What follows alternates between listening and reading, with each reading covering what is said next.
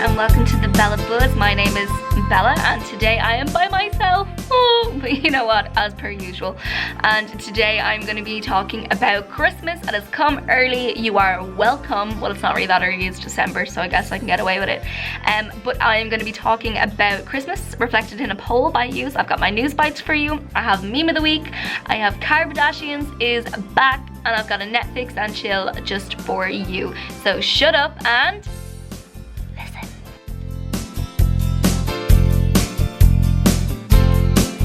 Have to make sure that I keep on saying the Bella Buzz. The Bella Buzz. It's the Bella Buzz. Hi there and welcome to the Bella podcast. Oops, the Bella Buzz. I have to stop myself from saying that, the Bella Buzz. So the news bites for today are Lisa Smith is being charged with committing terrorist offence due to her membership of jihadist group, the Islamic State. Smith was arrested when she arrived back in Ireland on Sunday the 1st of December.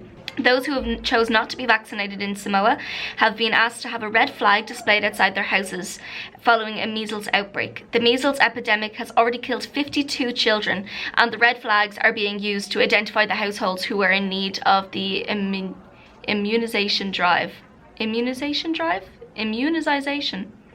Yeah, the immunization rate in Samoa before the outbreak was at just about 30%. 8 migrants were discovered hiding on a ship in Waterford. The men are said to be from Eastern Europe and they travelled on the bulk cargo ship from France and are said to be in good health.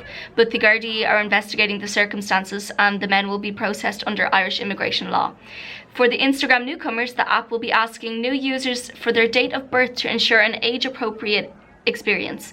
This is being implemented to make the app a safer platform for its younger users. I think that is a fantastic idea because not only is there things on that that are, you know, not great for young eyes, porn is so easy accessible for those, and I have younger cousins on the apps and I'd hate for them to see the things that I've sometimes scrolled by. Things can be kind of sensitive as well, and not to mollycoddle the kids, but just they don't need to be exposed to certain things just yet. So I think that that is a good idea. However, I don't agree with censorship. So where does it fall under in that? Is it censorship or is it child protection? Now you do have to be 13 to use the app, but the only thing that proves that you're 13 is that you put in your date of birth, and if it's more than 13 years ago, you're fine and you're cleared to go.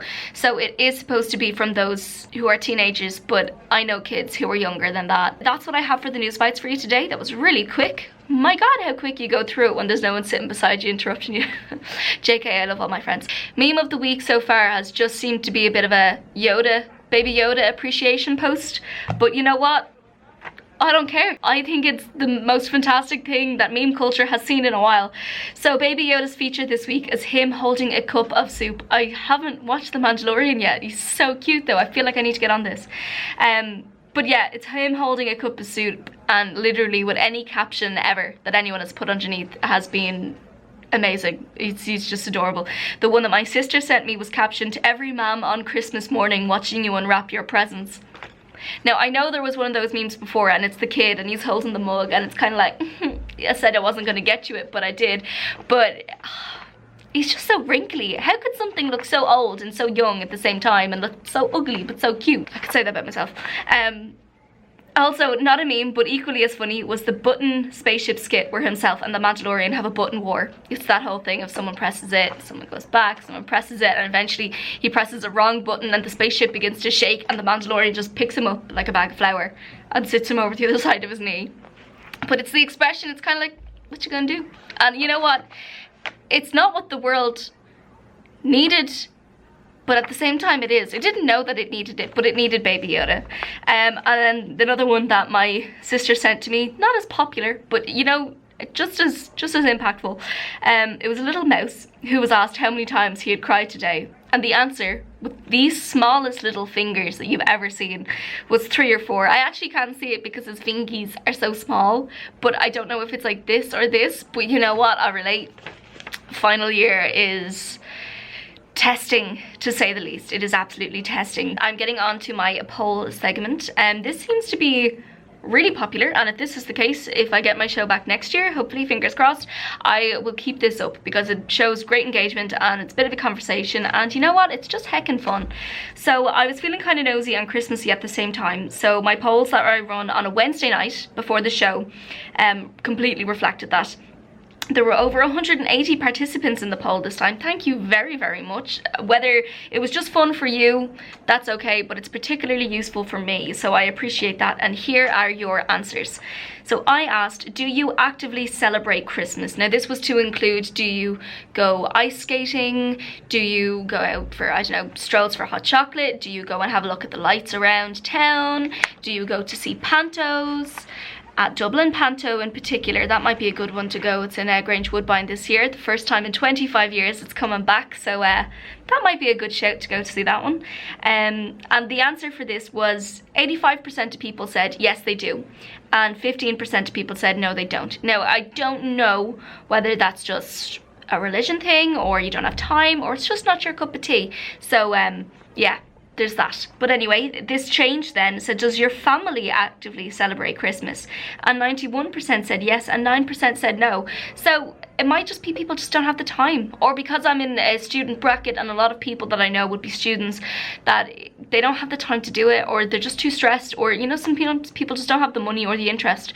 So that was particularly interesting. It's still very, very high. I would have been shocked if it was lower, but no, I thought that was really good.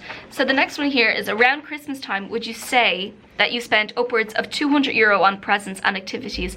I would not get away with spending less than €200 around Christmas time. I don't know how people do it, and I actually applaud you. Now this could be people who don't participate in Christmas, and it kind of reflected this, because 87% said yes, that they would spend over, and 13% said no, which, considering the fact that 85% said that they celebrate Christmas, actively celebrate Christmas, that completely reflects in the numbers there. So it's obviously the same people, and even those who don't still spend a lot around Christmas time. It's a very expensive time of year. It's an extremely expensive time of year. Even food gets more expensive. But the presents thing, I would have a really, really short list of people who I would get presents for, and it's gotten shorter and shorter. I'd do a Christkindle in work. We usually did a Christkindle in college, and we've said no to it this year because we've way too much going on. It's a really tight year. But it would only go to family. It would barely extend outside of family. I wouldn't expect friends to get me presents. I don't think friends expect me to get them presents, so that's a win-win there. But how 13% get away with not spending €200 on presents and activities? It's ridiculous. Even something that's not quite, well, it's not ridiculous, I applaud you. Even something that's not quite Christmassy, so to speak, is the Dublin Zoo wild lights.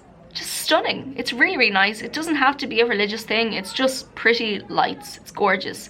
I went 2 years ago with my family, and we were supposed to go last year, but we were disrupted by the hurricane. That didn't happen, but we refunded for our tickets because we couldn't go that night, which was a little bit disappointing, but better safe than sorry. But we are going now this year, and I've seen some sneak peeks of what's to come. I haven't looked at the lights too much because I want to be surprised when I get there.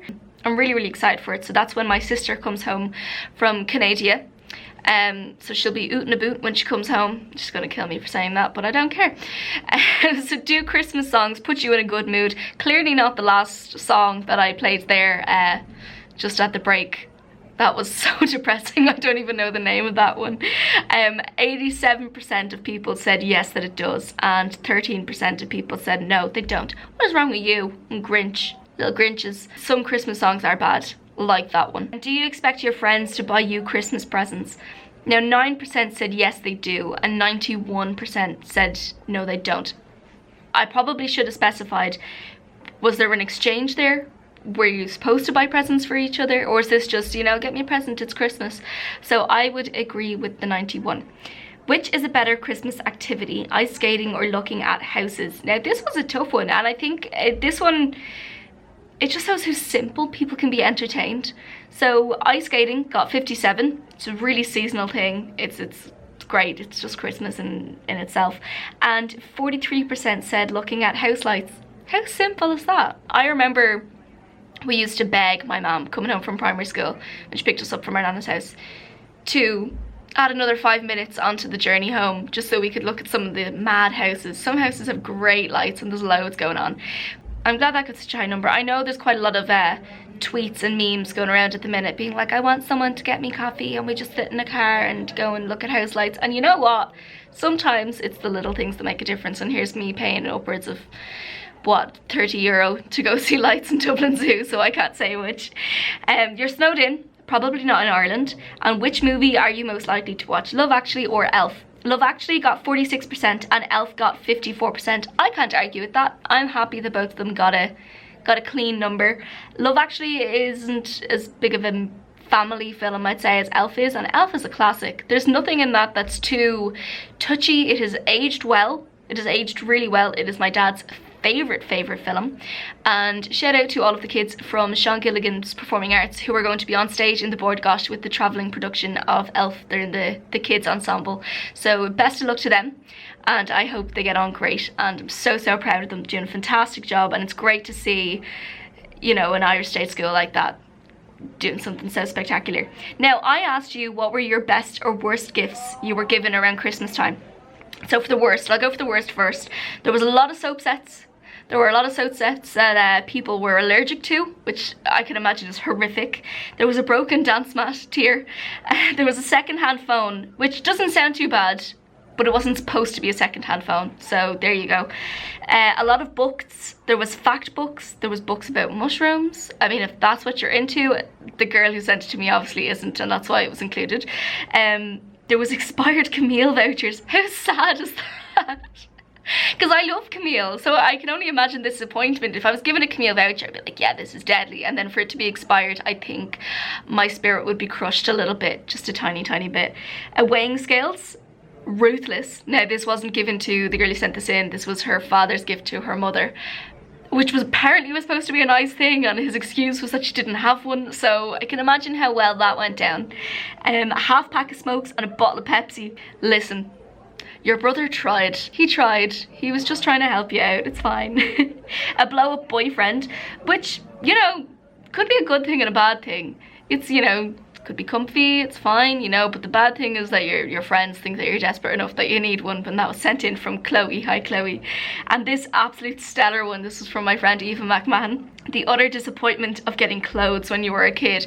Oh my god, I did not appreciate that as much as I do now.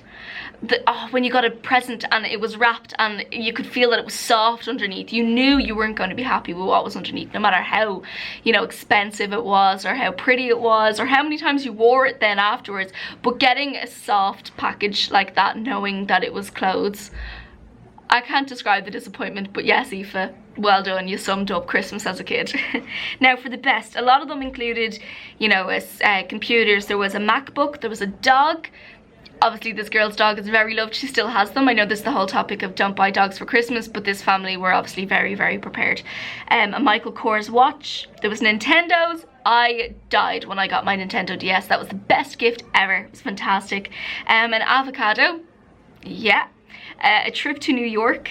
I mean, who's gonna turn that down? An electric toothbrush. I got that one year. Amazing gift. Such an adult now, oh my god. A toy garage. Yeah, solid answer. And this is my favourite one here. This was sent in from Stephen Tarpey, and it was a notebook and a posh pen from his mum and dad, who approved of him writing down daydreams for a living. How sweet is that? And the reason for that is that Stephen is a really talented writer. He used to go to DCU here, and I worked with him for just over a year and a half, and he's a fantastic writer, and this was them encouraging him in the nicest way they possibly could, and it obviously meant a lot. So thank you very much for sharing that, Stephen. So that was the polls. That was a really good engagement this week. Thank you so much, and I enjoyed it too. So I'm gonna head on for another break now. I think MPS are going to come in and storm and try film more things for their broadcast, which is the 24 broadcast, which is on tomorrow, and it is in aid of SONUS, which is survivors of domestic abuse. So I'm heading on to my Kardashians, which I haven't done in a while actually. I don't think I've done it since the first show. So I'm going to be doing a little bit about what my family actually eats around Christmas time, because it's a little bit unusual because we're fake Italians, but you know what, we try. So one strange thing that my family makes around Christmas time, and my sister has requested in, you know, a large quantity for when she comes home, is snails. Not actual snails. We're not French. I told you we're fake Italians. And I don't even think that what we make is Italian either.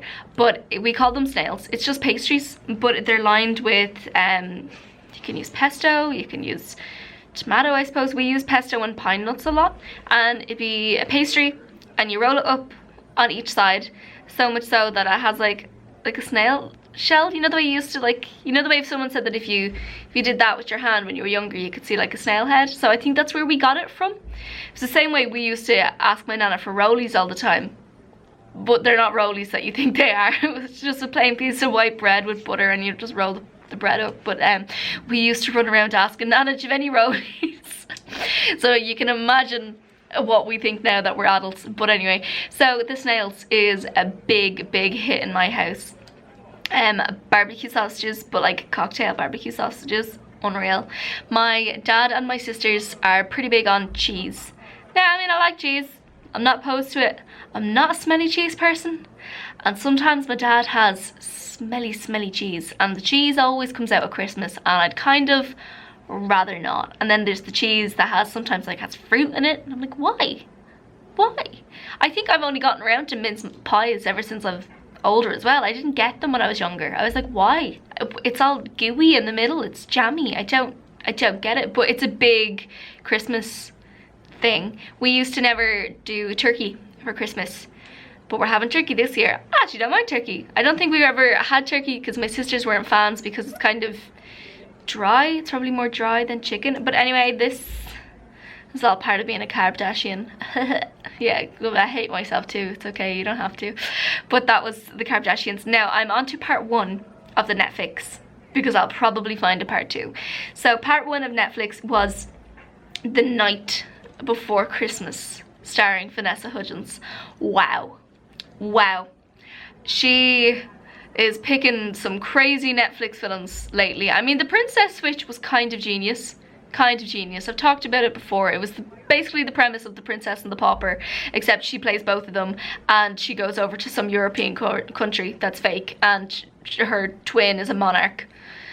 Yeah, and she's there because of a baking competition, because that happens. So this time it was the night before Christmas, and basically she's a teacher.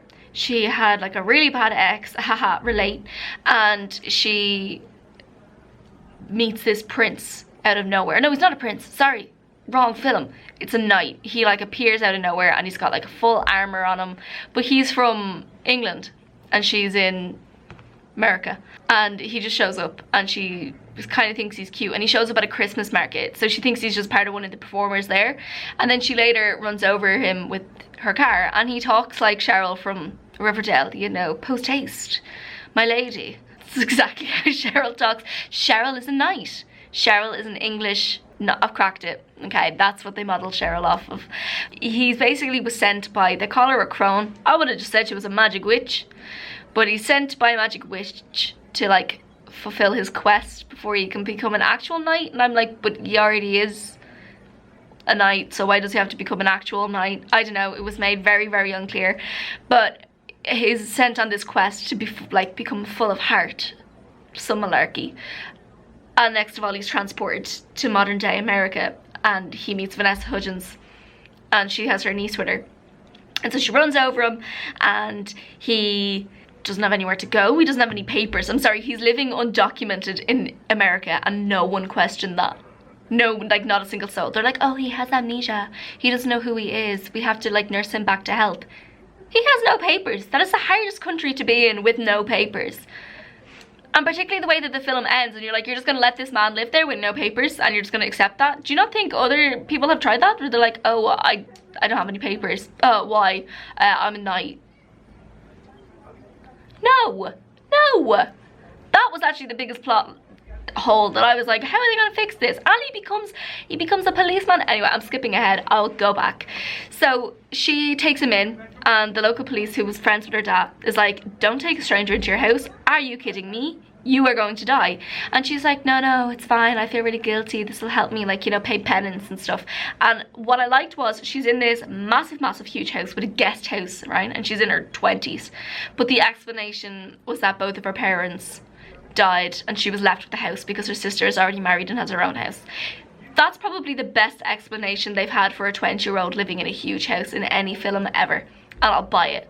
It's still a bit convenient, but I'll buy it. So, you know, I'm not going to question it too much. But anyway, it's like he fills his quest. He's really heroic, but then he gets transported back to England, back in the, I don't even know how many years because I forgot to count. And he meets the crone again, and he's like, I need to go back. That was my English accent. And he's like, I need to go back. And she's like, all right, I'll send you back then. Do you have a brother? And he's like, yeah, I have a brother who's becoming a knight too. And she's like, sweet, you know. So she sends him back, and he reappears Christmas Day with his horse this time because his horse got left behind. And because he, you know, saved kids and traced down robbers while he was there, they're like, oh, do you want to be a policeman? And he's like, cool, I'll do the training for that, bro. Yeah, that's fine. So they just let him become a policeman, but he has no papers. He's no papers. But anyway, at the end then, the magic crone, witch, she's a witch, shows up at his brother's like knighthood ceremony, and it's like, oh, you're so and so, aren't you? And he's like, yeah, I am, I'm his brother. She goes, are you full of heart? And he's like, and she's like, I'll make you full of heart. And so then the film ends, so he's just being transported to God knows what time and space to fall in love with someone else as well. This is a matchmaker. This is what this film is about. Where is my knight? Where is he being sent to? Actually, you know what, I don't really want the hassle of that. You can skip me. I don't want to take part in that. But that was The Night Before Christmas, sped through quite critically as well, I might mention. Yeah, you know what, you can, I've told the ending anyway, but you might as well still watch it just for the cringe factors. But there were certain points where it played, and I watched it by myself, and I'd usually only have quite a big reaction if there's someone sitting there with me because it's a bit more fun. But I genuinely sat there at one point and went, it was just, yeah, it was just wild. And that's where my part 2 comes in here. I watched the Gremlins on Monday or Sunday with my sister, and it was a fantastic choice to watch. I haven't seen it in a while. I remember I used to watch it all the time around Halloween, even though it is a Christmas film, and I forgot how good it was. It was so good. I mean, it comes from a time in 80s movies where absolutely every character was called Billy. You know, that's just a given. But for the animatronics that were used in it are really effective. And even though you know they're fake and you can see seams and you can look at the lines and you know that there's a puppet underneath there somewhere, it is still genuinely terrifying. I mean, it's really spooky, and I thought it was fantastic. It's really good. It's equal parts humor.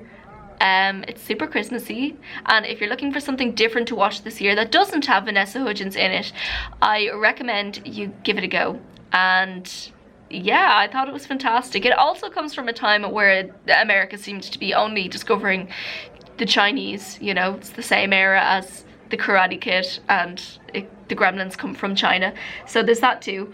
But yes, I think the Gremlins would be a fantastic choice for you, and if you're looking for something that is just as cute as Baby Yoda, Gizmo has got you covered. Watch out for the scene where he says cool and neat, because my heart melted, and so will yours, guaranteed. And if it doesn't, you are the Grinch, and that's the only thing that I can say about that. So my sister is going to be forcing me to watch the Christmas Prince this weekend. She wants me to watch the whole trilogy, which is the Christmas Prince, the Christmas Wedding, Christmas Prince Wedding, I don't know, and then there's the Christmas Prince Christmas Baby, I don't know. How many times have I said Christmas just now? I'm going insane. But that's what I'm going to be forced to watch this Christmas. Tomorrow. I need to go. I need to go right now. So that's the last for me today, all by myself. You know what? I made a full show just on my own. I am so proud. This is what adulthood looks like. I don't know why I looked around there because there's no one here. I might have a guest next week. I don't know. Maybe this is a full-time thing where I just go here by myself because I enjoyed it. Imagine listening to your voice only for a whole hour straight. That's fun. Hi, so thanks again for listening. I managed to get through a whole show by myself. Still surprised that I did, and I had a really good time doing it. So I'll be back for my final show of the Bella Buzz next week. super sad, but you know what, I had a great time doing it, and thanks for listening and thanks for engaging so much. Really means a lot, and hopefully I'll be back on a regular basis next semester, which is in the new year, and if not, I will make time to get up to something like this again, because I had a lot of fun doing it. So it's a dual purpose, it's not just for portfolio, it's also for my own enjoyment. So thanks a mil, and I'll be back soon.